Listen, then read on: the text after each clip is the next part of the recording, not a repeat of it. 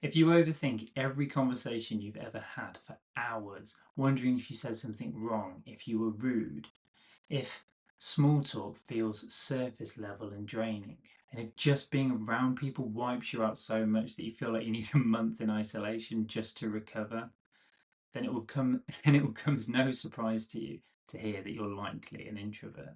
But these 7 things in this video will make you feel seen.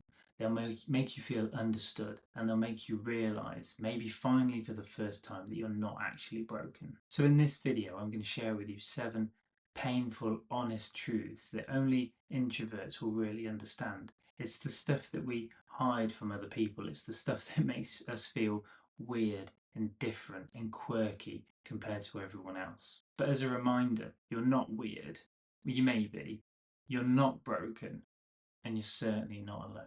So, truth number 1, you replay and overthink conversations that you've had for days. Do you ever catch yourself thinking, why did I say that? 3 days after you've had a conversation with someone? I used to lie in bed, I'd wake up in the middle of the night thinking about a conversation that I'd had hours, days before. I'd be analyzing my facial expressions, my body language, how I held myself, what I said to that person. I would be literally overthinking everything. I'd convince myself that I'd messed up and they were judging me in some way.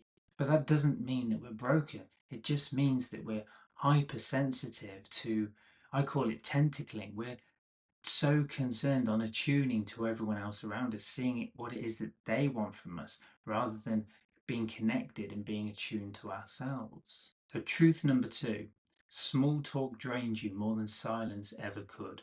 So, you'd honestly rather sit in silence or be on your own than just talk about the weather or plans that people have for the weekend or that evening. And it doesn't mean that we're antisocial, we just want authenticity. We want real rather than surface level. So, truth number 3, people assume that you're rude or you're arrogant. Have you ever ever had somebody say, "You're so quiet"? It's almost an insult. It's almost like they're agitated, they're irritated by that. I've had people think that I'm standoffish. I've been told quite a few times that I'm quite arrogant when I'm really not. If I'm stood there or sat there and I don't want to speak, that's not arrogance. It's not even necessarily shyness. It's just who I am. I don't want to speak. If I'm trying to be grounded and comfortable and happy in myself, that's not my problem that they need me to speak to fill something in them. And that's the crux of it. It's really interesting when you see that people cannot cope with quiet, they cannot cope with silence. There's always this, like, space isn't okay. There are these gaps that need to be filled. And if you don't conform to that, if you don't fit into that, then you're somehow weird. There's somehow something wrong with you. But you're not cold. Trust me. You're just being connected to your needs and what you want. So just take a quick pause. Let me know so far if any of these have landed. Have any of them resonated with you? Let me know down below in the comments, because it's really useful for me to know and for everyone else to know that we're not alone and we're not weird.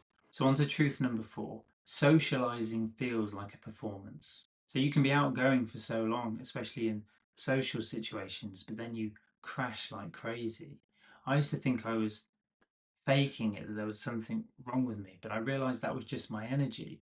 So I was a huge binge drinker because that's the way that I would become this extrovert that I felt I should be, that everyone wanted me to be. I felt like if I can't be this quiet, shy introvert, then I've got to go the complete opposite way and be this really wildly outgoing, crazy person, because that's what people wanted.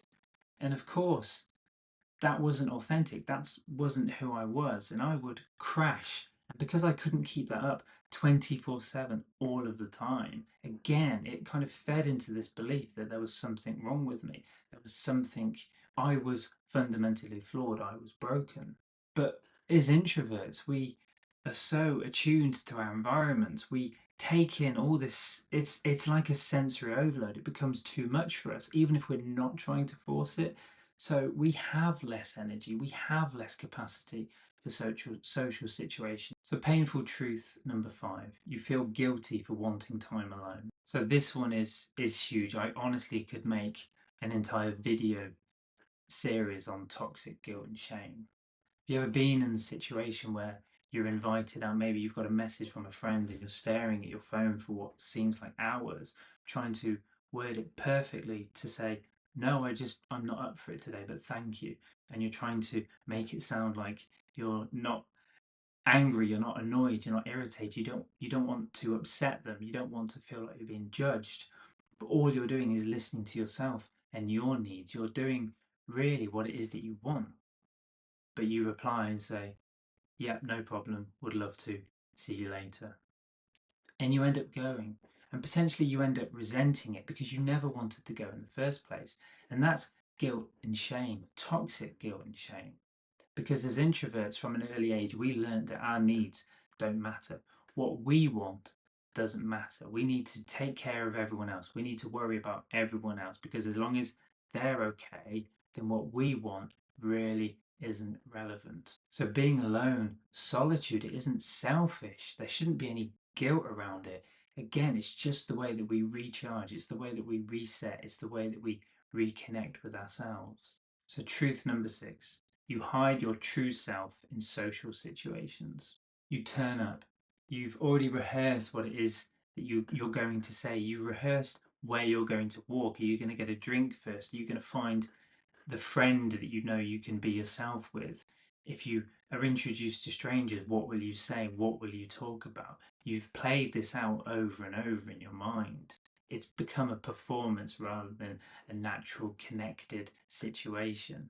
I've stood there in rooms before, so rigid, so stiff, because I'm thinking, right, I need to smile, I need to look at that person, this is how I need to behave.